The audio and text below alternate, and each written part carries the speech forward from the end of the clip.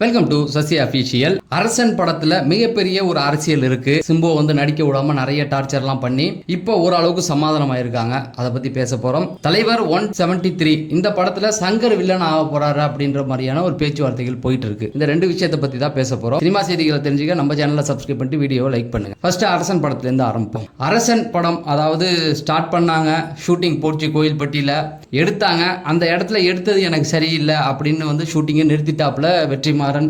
திரும்ப வந்து சென்னையில் செட்டு போட்டு எடுத்தாங்க. இடையில கொஞ்சம் கேப் விழுந்துருச்சு. அதுக்கப்புறம் ஷூட்டிங் ஆரம்பிச்சிச்சு. அதுக்குள்ளே ஒரு பஞ்சாயத்து. அதாவது சிம்பு படம்னா ஒன்று சிம்பு ஷூட்டிங் போக மாட்டார், சிம்பு ஷூட்டிங் போனால் அங்கே ஷூட்டிங் நடக்காது அப்படிங்கிற அளவுக்கு தான் போயிட்டு இருந்தது. இப்போ என்ன பஞ்சாயத்து அப்படின்னு பார்த்தீங்கன்னா, சிம்பு நடிக்கக்கூடாது, அவர் வந்து எங்களுக்கு பணம் கொடுக்கணும் அப்படின்னு சொல்லி தயாரிப்பாளர் ஐசரி கணேஷ் வந்து ஒரு கேஸ் போட்டிருக்காரு. இந்த ஐசரி கணேஷ் யார் அப்படின்றது வந்து சிம்புவோட படத்தை தயாரித்தவர் தான். வெந்து தணிந்தது காடு இந்த படத்தை தயாரித்தார். இந்த படத்தை தயாரிக்கும் பொழுது அந்த படம் ரிலீஸ் ஆகும்போது ஓரளவுக்கு நல்ல வரவேற்பை பெற்றது. நிறைய பேருடைய கவனத்தை அந்த படம் ஈர்த்தது. நம்ம அடுத்து ஒரு படம் பண்ணலாம் அப்படின்னு சொல்லி அந்த படத்தோடைய தயாரிப்பாளர் ஐசரி கணேஷ் என்ன பண்றாரு, சிம்புக்கு ஒரு அட்வான்ஸ் கொடுக்குறாரு. அந்த படம் வந்து முடியுது, ரிலீஸ் ஆகுது, நல்ல வரவேற்பை பெற்றுச்சின்னு வச்சுக்கலாம். அதுக்கப்புறம் அட்வான்ஸ் கொடுத்தாரு இல்லையா, அந்த அட்வான்ஸ் கொடுத்த தேதிகளில் சிம்பு வந்து படப்பிடிப்புக்கு தயாராக இருந்தார். ஆனால் கதைகள் கிடைக்கல. அவரும் வந்து ஐசரி கணேசும் வந்து கதை, அதுக்கப்புறம் இயக்குனர் இப்படி தேடி அதை விட்டுட்டாரு. சிம்பு என்ன பண்ணிட்டாரு, அந்த தேதி முடிஞ்சதுக்கப்புறம் நடிக்க போயிட்டு. அப்போ ஒரு காலகட்டத்தில் இது என்ன பண்ணுறாங்க அப்படின்னா, சிம்பு மேலே கேஸ் கொடுக்குறாரு ஐசரி கணேஷ். நான் வந்து ஒரு அட்வான்ஸ் கொடுத்தேன், அந்த அட்வான்ஸை சிம்பு வாங்கிக்கிட்டாப்புல, ஆனால் வந்து நடிக்க வரல அப்படின்னு. இது கோர்ட்டுக்கு போனோடனே கோர்ட்டு என்ன சொல்லுதுன்னா, நீ கொடுத்தது சரிதான் ராஜா, அந்த தேதியில் அவர் வந்து எந்த ஷூட்டிங் போகாமல் உனக்காக உட்காந்துருந்தார்ல, நீ தானே போய் என்ன பண்ணணும், நீ தானே ஷூட்டிங்க்கு வந்து டைரக்டரு இதெல்லாம் அப்ரோச் பண்ணியிருக்கணும். அப்போ சிம்பு மேலே தப்பு இல்லை, ஓ மேலே தான் தப்பு. அவருடைய தேதி அவர் நிறுத்தி வச்சிருக்காருல, அந்த தேதிகளில் அவர் வேறு ஏதாவது படத்துக்கு போயிருந்தால் அவருக்கு காசு தானே அப்படின்னு சொல்லி முறுத்திட்டாங்க. இப்படி நடந்த ஒரு பிரச்சனையை இப்போ கொண்டு வந்திருக்காங்க. இப்போ என்ன கொண்டு வந்துட்டாங்க அப்படின்னு பார்த்தீங்கன்னா, ஷூட்டிங் நடக்கக்கூடாதுன்னா அரசன் படத்தை நிறுத்திட்டாங்க. அதாவது ஐசரி கணேஷ் பற்றி உங்களுக்கு தெரியும், தயாரிப்பாளர் சங்கத்தில் கொஞ்சம் செல்வாக்கு அதிகம். இந்த செல்வாக்கை பயன்படுத்தி அவர் வந்து நிறுத்திட்டார். தயாரிப்பாளர் சங்கத்துடைய செல்வாக்கை பயன்படுத்தி அரசன் படத்தை நிறுத்திட்டார்.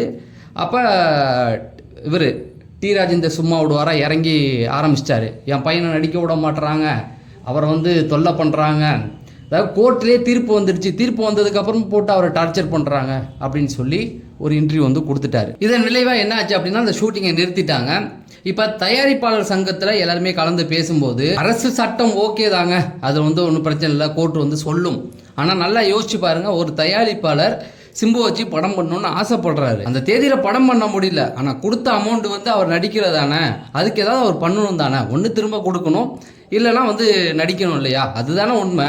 தயாரிப்பாளர்கள் பாவம் தானேங்க அப்படிங்கிறத வந்து பேசினோடனே சிம்பும் ஒரு அளவுக்கு புரிஞ்சுக்கிட்ட மாதிரி தெரியுது. சிம்பு புரிஞ்சுக்கிட்டாரோ இல்லையோ, அதோடைய தயாரிப்பாளர் கலைப்புலி தானும் புரிஞ்சுக்கிட்டார். ஏன்னா அவரும் ஒரு தயாரிப்பாளர் தான். நம்ம லாஜிக்காக பேசுகிறோம், அதாவது இந்த டேட்டில் நீ வந்து படம் எடுக்காததுக்கு நான் என்ன பண்ண முடியும்னு கேட்கலாம். ஆனால் நம்ம பணம் கொடுத்துருக்கோம்ல, அந்த ஒரு நல்ல எண்ணம் இருந்தது இல்லை, சிம்பு வச்சு நம்ம ஒரு படம் பண்ணணும்னு ஒரு தயாரிப்பாளருக்கு ஆசை வருது இல்லை, அதை வந்து மனசில் வச்சு கலைப்புலி தானுமே வந்து ஷூட்டிங்கை நிறுத்தியிருந்தார். அப்புறம் ஒரு பேச்சுவார்த்தை போய் கலைப்புலி தானு என்ன சொல்லியிருக்காரு, நான் கொஞ்சம் தருவேன், சிம்பு கொஞ்சம் தருவாப்புல, சேர்த்து உங்களுடைய அந்த கடனை வந்து நிவர்த்தி பண்ணுங்கன்னு ஐஸ்வரி கணேஷ்கிட்ட சொல்லியிருக்காரு. இது உண்மையிலே ஒரு நல்ல மெத்தடு தான். சிம்பு மனசு வந்து கொடுத்துருக்காப்புல. இப்போ அந்த பிரச்சனைகள் முடிஞ்சு இன்றைக்கி ஷூட்டிங் ஆரம்பிச்சிட்டாங்க. இனிமேல் தடை இல்லாமல் போகும் அப்படிங்கிறதையும் சொல்லியிருக்காங்க. நல்லா யோசிச்சு பார்த்தீங்கன்னா, விஜய் சேதுபதியும் வந்து இப்போ கலந்துக்கிறாராம். முதல்ல விஜய் சேதுபதியில் நடிக்கவே மாட்டாருங்க, கோச்சிட்டு போயிட்டார் அப்படின்னு சொன்னாங்க. விஜய் சேதுபதி அந்த மாதிரி கேரக்டர் கிடையாது. அதுவும் சிம்பு கூட அவர் இது வரைக்கும் பண்ணலை. இந்த வாட்டி அவர் பண்ணணுன்ற ஒரு ஆசையில் இருக்கார். அதுவும் பிக் பாஸ் இந்த வாட்டி தொகுத்து வழங்கும் போது அதுக்கான மீசை கெட்டப்போட வந்து நின்னார். அதாவது சிம்புவை போடுற கேரக்டர்லாம் அவர் தான் வராரு அப்படிங்கிற மாதிரி சொல்கிறாரு. கிளைமேக்ஸ் வயதான கேரக்டர்லாம் அப்படின்னு சொல்கிறாங்க. அது நமக்கு முழுசாக தெரியல. ஆனால் அவருடைய சீன் வந்து தெரிக்க விடும் அப்படிங்கிறாங்க. அது மட்டும் இல்லாமல் இன்னொரு விஷயமும் பேசுகிறாங்க. அன்பு கேரக்டர் வந்து அவரை சந்திக்கும் 3 இடங்கள்ல அவரை சந்திக்கிறதுக்கு வாய்ப்பு இருக்குங்க. அதாவது அன்புனா நம்ம தனுஷ் தான், வடசென்னை, அரசன், அன்பு, இவங்க 2 பேருமே வந்து சந்திக்கிறதுக்கு 3 இடம் இருக்குது. 3 இடத்துல அவங்க சந்திக்கிறதுக்கு வாய்ப்புகள் இருக்குது அப்படின்னு. இது எப்படா நீ சொல்கிறேன்னு கேட்குறீங்களா? அந்த கதைக்களம் இருக்குல்ல, இப்போ உண்மை மயிலை சிவாவுடைய கதை, அந்த கதையில் அப்படியே பார்க்கும் பொழுது அன்புடைய கேரக்டரும் வந்து அதே காலகட்டத்தில் வாழ்கிற மாதிரி. அப்போ இவங்க 2 பேரும் சந்திக்கிறதுக்கு 3 இடத்துல சந்திக்கிறதுக்கு வாய்ப்பு இருக்குன்றாங்க. அதை ஒரு ரெஃபரன்ஸாக வைக்க போகிறார், காட்சியாக வைக்க போகிறாரான்னு கண்டிப்பாக தனுஷ் ஒத்துக்க மாட்டார். ஏன்னா ஏற்கனவே வந்து அவர் நடிக்கிறதா தான் இருந்தது, ஆனால் வேணான்ட்டார். அதாவது இந்த ராஜன் கேரக்டர் வட சென்னையில் சிம்பு தான் நடிக்கிறதா இருந்தது, வட சென்னையில் அந்த ராஜன் கேரக்டர் தனுஷ் நடிக்கிறதா இருந்தது, அது முடியாதுன்ட்டாப்ல. அதனால அந்த ரெஃபரன்ஸ் வைப்பாரா, தனுஷே வருவாரா அப்படிங்கிற ஒரு கேள்வியும் இருக்கு. அதே போல ஆடியோ லான்ச்சில் வந்து வட சென்னை பற்றியும் தனுஷ் பேசியிருக்காரு. அதாவது இந்த ராஜன் வகையறான அடுத்தது ராஜனுடைய கதைகள் போகுது, அதுக்கப்புறமேட்டுக்கு இந்த மயிலை சிவாவுடைய கதை அரசன் படம் போகுது, அதுக்கப்புறம் வட சென்னை 2 வந்து கண்டிப்பாக வெற்றிமாறன் இயக்க போறாரு அப்படிங்கிறது கன்ஃபார்ம் ஆயிடுச்சு. ஸோ இதுக்கப்புறம் அதாவது இந்த கான்செப்ட் வட சென்னையுடைய எல்லாத்தையும் முடிச்சுட்டு தான் தனுஷுடைய கமிட்மெண்ட் அதோட முடியுதுன்ற மாதிரி சொல்றாங்க. அதுக்கப்புறம் வேற ஒரு கதை காலத்துக்கு அவர் போவார் அப்படிங்கிற மாதிரி சொல்றாங்க. அது வரைக்கும் இவர் வந்து வட சென்னை யூனிவர்ஸ்குள்ளே தான் சுற்றி வருவார். இதுதான் அரசன் பற்றியும் வட சென்னை பற்றியும் உள்ள ஒரு நம்ம கேள்விப்பட்ட செய்தி. அடுத்து பார்த்தீங்கன்னா ரஜினி சாருடைய 173 அது ஏகப்பட்ட ஒரு பஞ்சாயத்தில் அந்த படம் இருக்கு. ஆனால் இந்த மாதம் இறுதிக்குள்ளே அதுக்கான அப்டேட் கொடுத்துருவாங்க. ஏன்னா கமல் சார் வந்து கொஞ்சம் ரெஸ்ட்டில் இருக்கார் அப்படிங்கிற மாதிரி பேச்சுவார்த்தைகள் போயிட்டு இருக்கு. இந்த படத்தை பற்றின அப்டேட்டுகள் வந்து இப்போ கூடி சீக்கிரம் வந்துடும். அதாவது அந்த இயக்குனர் யாருங்க, அதாவது சிபி சக்கரவர்த்தி இருக்க போகிறாரா இல்லை புது இயக்குனர் வர போகிறாரா அப்படிங்கிறத கன்ஃபார்ம் பண்ணுவாங்க. ஆனால் சிபி சக்கரவர்த்தி தான் அப்படிங்கிறது ஒரு 50% உறுதி செய்யப்பட்டுருச்சு. ஏன்னா தெலுங்கு தயாரிப்பாளர்கள்ட்ட பேசுவாங்க. ரஜினி சாருக்கு தெலுங்கு இண்டஸ்ட்ரியில் பெரிய செல்வாக்கு இருக்குது.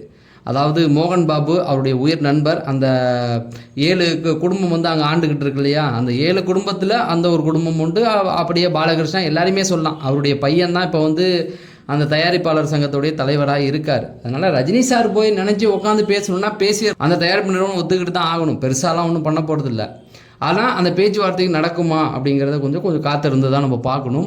அப்படி இருக்கும்போது சிபி சக்கரவர்த்தி இயக்குனராக இருந்தால் இந்த படத்துக்கு வில்லன் யாருன்னா சங்கர்ன்றாங்க. டேய் எடா சொல்கிறீங்க, இயக்குனர் சங்கர் வந்து தலைவர் 173 வில்லனாக வரப்போகிறாரா அப்படின்னு கேட்டால் அதுக்கான முயற்சிகள் நடந்ததாகவும் சொல்கிறாங்க.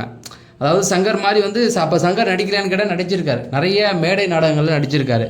விஜய் சாருடைய அப்பா இயக்குனர் சந்திரசேகர்கிட்ட தான் அவர் வந்து உதவி இயக்குனராக இருந்தார். அந்த இயக்குனர் சந்திரசேகர் விஜயுடைய அப்பா வந்து ஆரம்ப காலகட்டத்தில் நாடகங்களை தான் இயக்கிட்டு வந்தார். அதாவது சோபாசா அவங்க மனைவி இருக்காங்களா விஜயோடைய அம்மா, அவங்க கல்யாணம் பண்ணும்போது அவங்களுடைய தாத்தா விஜயோடைய தாத்தா வந்து பார்த்திங்கன்னா நாடக கம்பெனி தான் வச்சுருந்தார். அங்கே உள்ள நாடக கம்பெனிகளை வந்து நாடகங்களை இயக்கிக்கிட்டு அதுக்கப்புறம் தான் சினிமாக்குள்ளே வந்தாங்க. அந்த நாடக கம்பெனியில் தான் இவரும் வேலை பார்த்தார். நம்ம சங்கர் அவர்களும் பல மேடை நாடகங்கள் நடிச்சிருக்காரு, ஒரு சில படங்களில் நடிச்சிருக்கார், நடிக்காமலாம் இல்லை. ஸோ அவரை வந்து நடிக்க வைக்கிறதுக்கான பேச்சுவார்த்தைகள் போன மாதிரியும் சொல்கிறாங்க. நீங்கள் நல்லா பார்த்தீங்க அப்படின்னா கௌதம் மேனன் அவரெல்லாம் நடிச்சிட்டாரு, செல்வராகவன் நடிக்க வந்துட்டார், முக்காவாசி இயக்குனர்கள் நடிக்க வந்துட்டாங்க. இப்போ சங்கரும் நடிக்க வராருன்னு கேட்டால் ஆச்சரியப்படுறதுக்கு ஒன்றும் இல்லை. அதுவும் ரஜினி சார் மாதிரியான படங்கள், ரஜினி சாரை வச்சு 3 படம் பண்ணிட்டாரு. ஸோ அவரை நடிக்க வைக்கிற பாடெல்லாம் வந்து இவர் இயக்குனர் இவர் பார்த்துக்குவார், டைரக்டரு. அதனால் அவர் நடிக்க போகிறதாகவும் சொல்கிறாங்க. உண்மையாக நடித்த நல்ல விஷயந்தான். ஏன்னா சங்கர் மாதிரியான ஆட்கள் ஃபார்ம் அவுட் ஆகிட்டாங்க. கடைசியாக வந்து அவருடைய படங்கள் வந்து பெரிய அளவில் போகல. தெலுங்கு அந்த தயாரிப்பாளர்லாம் ரொம்ப நஷ்டத்துக்கு உள்ளாயிட்டார் அப்படிங்கிற மாதிரி சொல்கிறாங்க. அதனால் இந்த மாதிரி நடிப்பையும் கையில் வச்சுக்கிறது ஃப்யூச்சரில் அவருக்கும் ஹெல்ப் பண்ணணும் அப்படிங்கிறாங்க. அப்போ கூடிய சீக்கிரத்தை நம்ம அவரை வந்து நடிகனாக பார்க்கலாம். அதுவும் ரஜினி சார் படத்தில் இல்லைன்னா சொல்லவா வேணும். கிளிக் ஆச்சுன்னா அடுத்து வேறு லெவல் சம்பவம் தான்.